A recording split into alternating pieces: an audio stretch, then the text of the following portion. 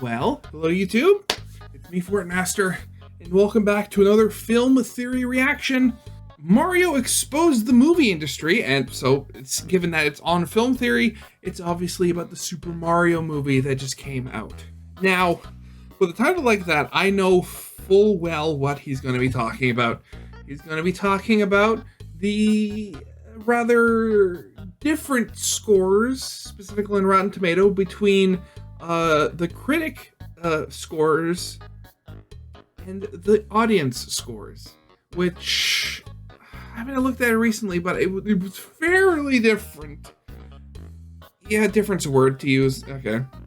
This is why I get all of my review stuff from YouTube.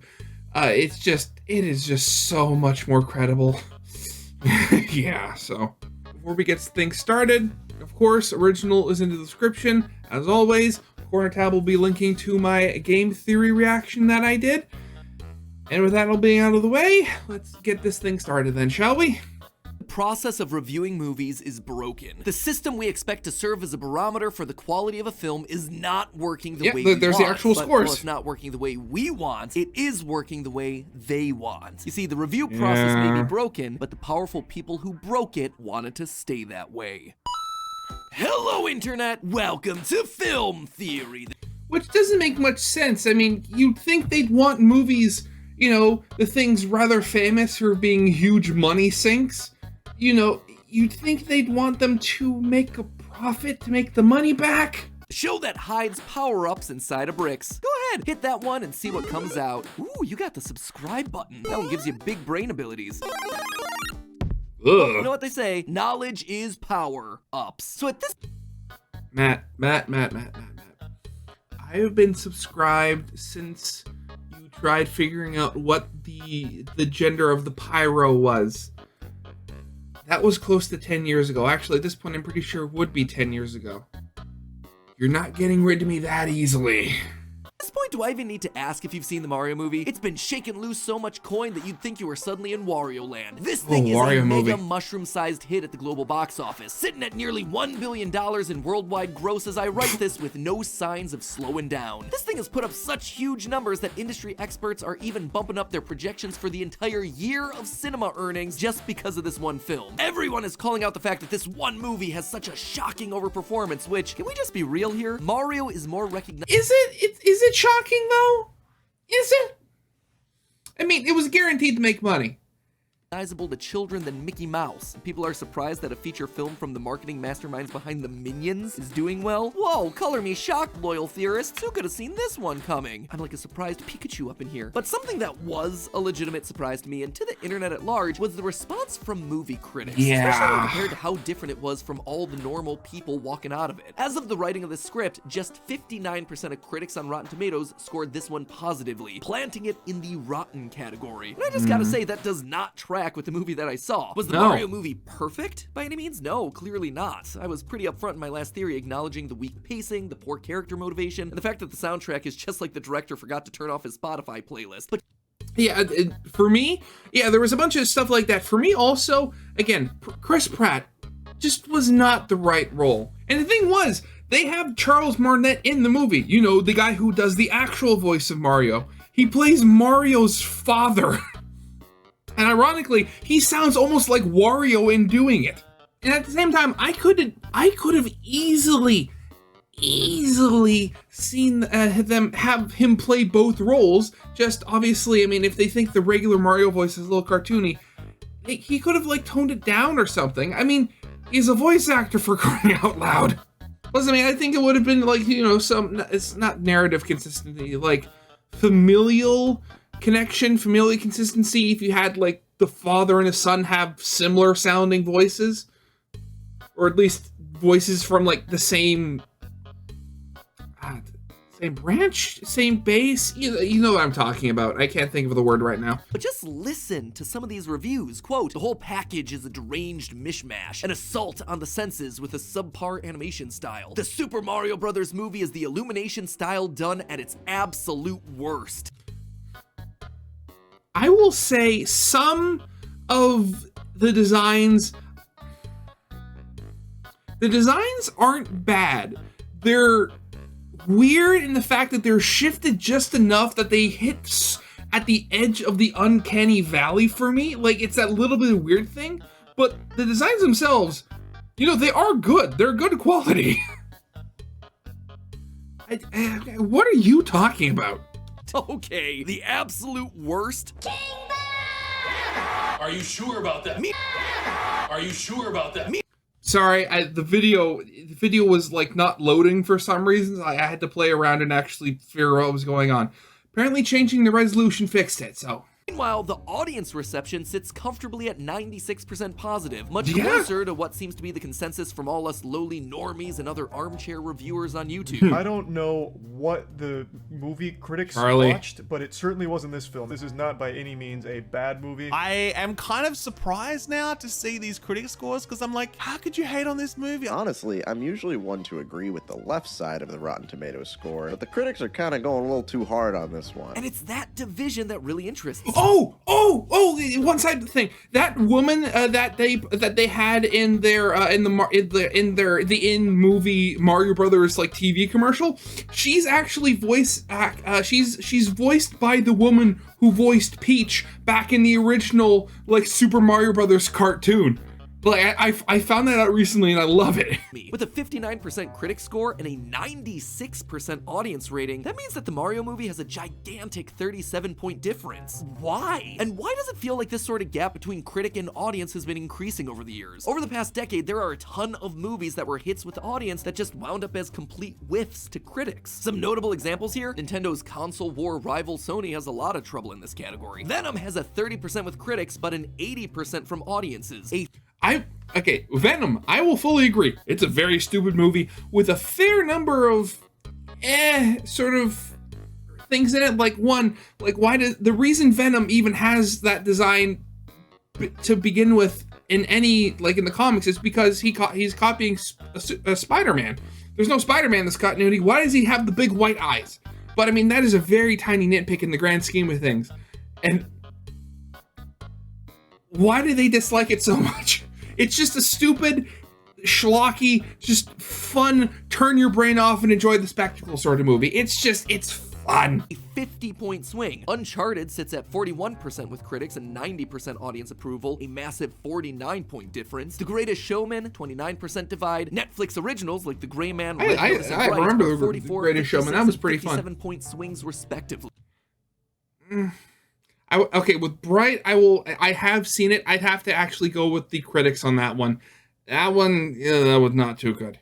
In every single one of these cases, fewer than half the critics recommend the movie, but more than 80% of the audience does. And it works both ways too. There are plenty of movies that critics loved, but audiences didn't. The Last Jedi, Ralph Breaks the Internet, Us, Hail Caesar, Uncut Gems. How does this keep happening? Why does this keep happening? And it's not like critics and audiences don't agree most of the time. Top Gun Maverick, Avengers Endgame, Spider-Man No Way Home, John Wick Chapter 4, all examples that have critics and audience scores in the 90s. Similarly high scores can also be found with classics like Lord of the Rings, Gladiator, The Matrix. So is there any common feature here that we can find across the films that have this extreme division between critic and audience? Loyal theorists, this has been a subject that's been on my mind for literal years. And the fact that it's happened again with something as innocuous as the Mario movie has finally gotten me to look into it. After all, it kind of feels like critics and audiences watch two completely different Mario movies here. So what's going on? Well,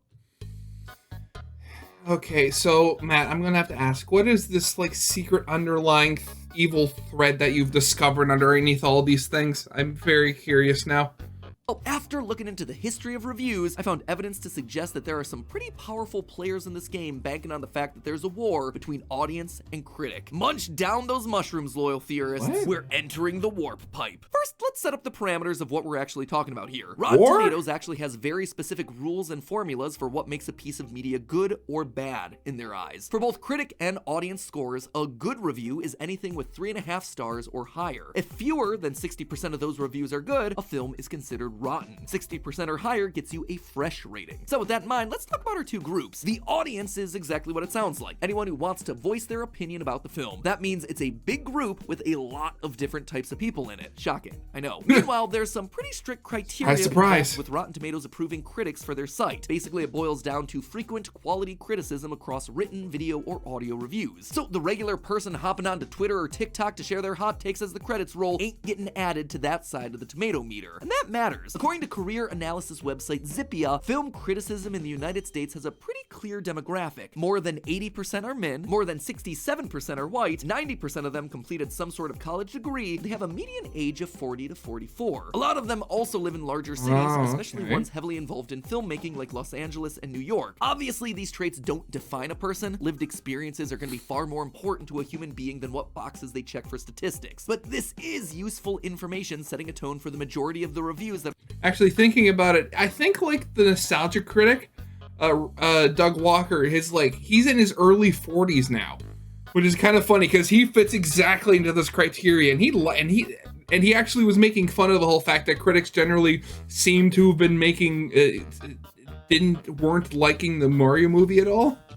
That are affecting the score. Rotten Tomatoes must have agreed, since in 2018 they tried to open up their roster of critics to a greater variety of sources, but were ultimately met with a very limited degree of success. So with all of this in mind, it starts to become clear why there's a division here. Think about the people in the audience review section. They're anyone from a single NASA-employed rocket scientist with 5 kids to a C-average high school student wanting to gentle minion with the boys, and all of those voices are treated equally. Meanwhile, I think everyone can come up with a rough idea of the stereotypical critic. Ratatouille hit this one on the head in the food world. I don't like food, I love it. If I don't love it, I don't swallow. But why would that impact the split we see here between those critics and audiences on the Mario movie? Well, I suspect that a lot of it comes down to expectation. When you have a specialized group of people that are so similar, like critics, they're likely going to have specific expectations about what they want out of something. And in the case of the Mario movie, and other divisive films like it, seems like the reviews kinda miss the point. The Mario movie is a kids movie aimed unapologetically at a kids audience. Universal and Nintendo want kids to be the people who want to see this film most. Yeah, I mean, it makes sense. The first movie that you saw in theaters for an entire generation of kids, while also being good enough for the adults that take them. It is not trying to be a masterpiece, it is trying to introduce kindergartners to the idea of movies. And in that role, it works great. But that's also not what a lot of other modern animated films are trying to do. Look at the Lego movie, Puss in Boots, Into the Spider-Verse. Those are animated films too, to be sure, but they're action comedies with grown-up ideas that have the coat of kids movie paint slapped on top. Stuff that would likely appeal.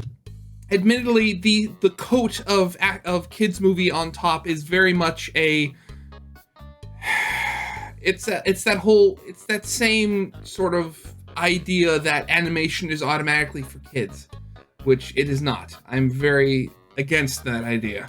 More to that college-educated, middle-aged critic. But the Mario movie, it's not pretending to be a kid's movie, it is a kid's movie. Mario's biggest problem as a character it's actually a kid's movie. Hero's journey stuff, learning that he needs to believe in himself and his abilities. Oh, he also needs to eat his vegetables like Ma said so he can grow big and strong. Mushrooms aren't vegetables, obviously, but you get the idea. Yeah. The long and short of it is that Mario's a lot closer to something like the Paw Patrol movie, but it seems like critics went in expecting it to be Pixar levels of story. Or at least that was my initial hypothesis. But when I looked for evidence to confirm that suspicion, it didn't quite pan out. Because when you look at other kids' fodder, like Despicable Me, Sing, Kung Fu Panda, the Paw Patrol movie like I just called out, all of their scores match critic to audience. Even on things considered rotten like Minions, audiences and critics agree it was trash, but they still are gonna show it to the kids anyway. So what was it about the Mario movie specifically that caused this divide? Well, to see if I could actually spot any trends here, I pulled because it's a video game movie? Point or more difference in either direction. Those where the audience scores were higher included the Mario movie, obviously that's why we're here, also the ones that I mentioned at the top, Venom, Uncharted, Greatest Showman, Gray Man, Red Notice, Bright, but also a lot of things that I haven't mentioned yet. Stuff like most Fast and Furious movies, Hillbilly Elegy, Boondock Saints, Hotel Transylvania, the live-action Lion King remake, Maleficence 1 and 2, Ghostbusters Afterlife, the live-action Cats, data didn't specify if it was the one with or without the buttholes, and basically every Transformers and Pirates of the Caribbean movie ever. Oh, and I can't forget Morbius 2, Return to Morbin Time. On the other end of the spectrum, the movies that critics liked that audience audiences didn't included Ralph Breaks the Internet, Uncut Gems, Turning Red, The Last Jedi, Us, and Hail Caesar. Notice any trends here? Because I certainly do. Let's pull them out by group, because I can actually see a handful of things all at work here. First, very clearly the critics don't appreciate mindless action. That's why all the Pirates, Transformers, and Fast and Furious films are in these buckets.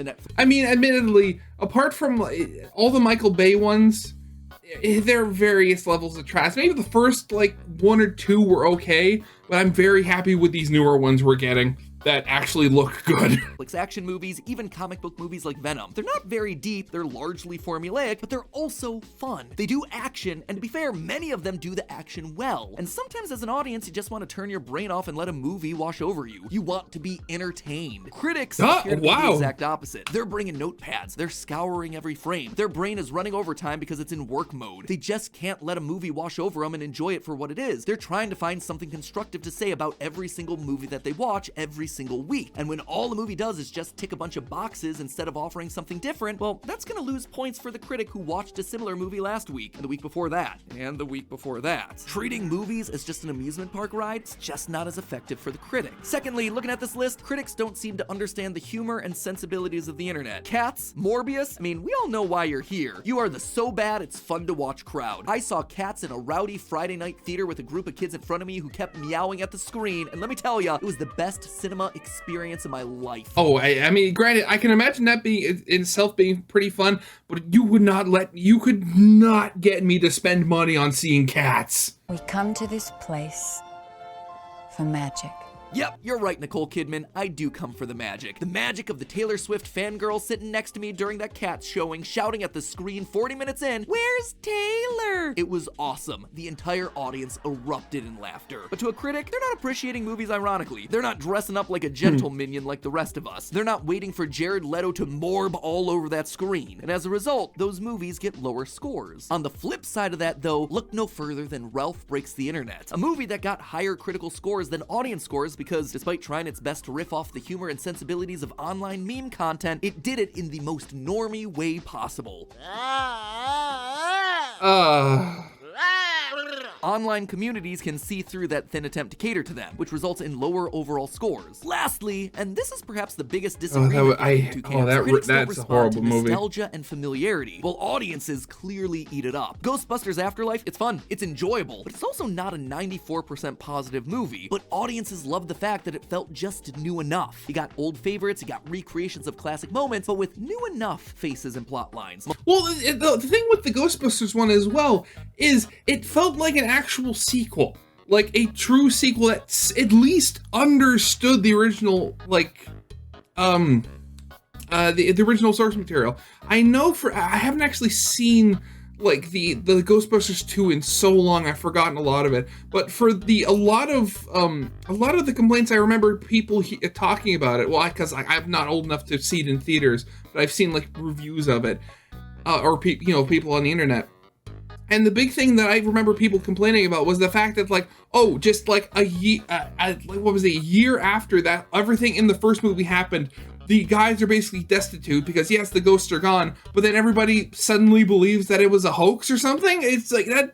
Their stuff like that doesn't really connect. Nah. Maleficent and Maleficent 2, movies that began as a familiar and beloved fairy tale, except told with a new twist. It's safe, it's nostalgic, but also just a little bit new. That Lion King remake, despite its quality, it's the movie equivalent of a one-way trip to Nostalgia Town. Pirates of the Caribbean. If you want nostalgia, just watch the cartoons. I hate these live-action remakes so much.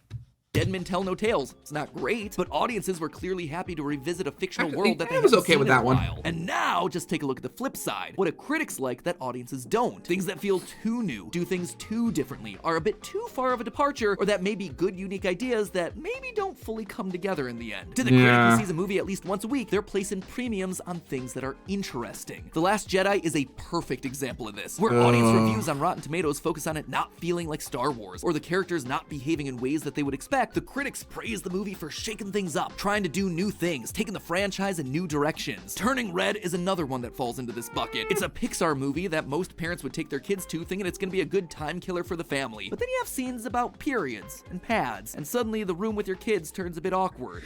I have ibuprofen, vitamin B, a hot water bottle, and pads. You are a woman now, and your body is starting to change. To a critic, that's brave and necessary storytelling about topics that don't get screen time. To the parent who is looking to kill some hours with their kid, that's an uncomfortable conversation on the way home from the movies. I'm not saying it's good, I'm not saying it's bad, I'm saying it's the truth and it's gonna affect your score. Now take all of that information and look at the Mario movie. It is all of these things rolled up into one. It's mostly pretty colors and fun action with a pretty thin plot. It caters to online communities and gaming scenes that critics don't typically engage with, and it's speedrunning its way through tons of Easter eggs and nostalgia bait. This movie is basically everything that critics don't like, all in one convenient package. So I think that's a pretty good explanation for what's going on with this divide between audiences and critics as it relates to movies like Mario, but I'm still not entirely satisfied with the answer. Like, sure, maybe that's how it's happening, but why is it happening? And more importantly, why does it keep happening? This disparity between critics and audiences is a big enough issue, and it happens often enough that it's been on people's radars for at least a decade now. You would think at this point we would have figured some way to sort this out. I mean, shouldn't we all be on the same side here? Audiences ideally get valuable information about movies before spending time and money on them, and critics need someone to be reading or watching their reviews for their jobs to exist. So why would critics versus audiences even be a thing, unless someone was benefiting from sustaining this conflict? Stick with me here, this is relevant, I promise. The whole oh my god,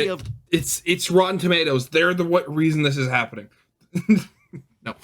Review aggregators like Rotten Tomatoes can trace their way back to basically a single place, a show called At the Movies, presented by a pair of critics named Gene Siskel and Roger Ebert. Their whole shtick was that in lieu of scores, they'd both issue movies a thumbs up or a thumbs down. Not only was it an entertaining show presented by a pair of knowledgeable guys talking about their capital O movie opinions, but over the years, audiences got to know Siskel and Ebert's personal tastes, to the point that they could even tell from a glance what sort of movie they were getting into depending on the direction the thumbs pointed. This was great for consumers, allowing them to get a clear and concise way of getting the broad strokes on a film's quality. But for the studios, it was even better. The marketing value of this cannot be overstated. If a movie managed to get these two to agree that it was good, that was huge. Overall, this system was a win-win for everyone during a time when information didn't travel at the speed of the internet. And it kind of sounds like what Rotten Tomatoes is supposed to be in the modern day, right? Let me just see how good or bad a movie is at a glance. There's a problem with how Rotten Tomatoes handles things. Back when it was just two guys on TV, it was easy to keep up with their opinions and figure out how they thought. But now there are thousands of critics with followings across a lot of different platforms. And in scaling up so much, adding so many people to the process, literally hundreds of critics in most cases, well, you start to lose the nuance of the individual opinion. No longer do you think, oh, Roger Ebert liked this thing, I like the other things he recommended, so I'm gonna like this one too. Now the individual thoughts are basically stripped out of the process, flattened down and combined with everyone else's until all you see is a number. Sometimes it's gonna be a big number. Of course, it always goes down to the number. Sometimes it's a small number with a green little slime next to it. Throw in audience reviews, now you got yourself two numbers. And would you look at that? If they're both big, you have the new version of 2 thumbs up. Everyone loves the film, and you as a moviegoer should go see it immediately. And if they don't line up, well, now you've got yourself some conflict. And the suits at all the ad agencies have really been able to twist this one to their advantage. Marketing loves a good conflict narrative. Coke versus Pepsi, Apple versus Android, Xbox versus PlayStation. But what they love even more is how these conflicts get consumers to self-sort into neat and tidy boxes so they're even easier to market to. It's been happening forever. So if you end up with a film that critics aren't feeling but audiences are, the studio can then turn around and say, the critics don't like our movie, but so what? Our movie is for you, the average Joe. And that can do wonders to create a passionate fan base, an us versus them narrative. You know how ads will sometimes just pull quotes from all sorts of different reviews? Critics agree. The Avengers is a must-see movie event for everyone. It's gonna be fun. Well, when Batman v Superman bombed with critics and at the box office, the film's official account started tweeting out what looked to be press quotes attributed to random Twitter users with the text, "See it for yourself." And wouldn't you know it, but the Mario movie is now doing the exact same thing. They're leaning in hard on the audience score, tweeting a web spot saying just the audience has spoken. And it's getting the intended effect. Literally, the #1 reply to this thing is, exactly, we don't care about critics' opinions. Either way, pretty much everyone with actual money invested in this thing comes out a winner. Nintendo and Universal have a movie that fans start defending in a surprisingly long-legged discourse. Critics and content creators can write articles and make videos like this one, actually, discussing why critics are or aren't wrong. And Rotten Tomatoes gets clicks and traffic as people go to look up the scores, defend their opinions on the title, review it themselves, and the whole website brand becomes part of the conversation, all without getting dragged through the mud, because they're the middleman. Or are they really the neutral middleman? If you really want to start getting into the conspiracy...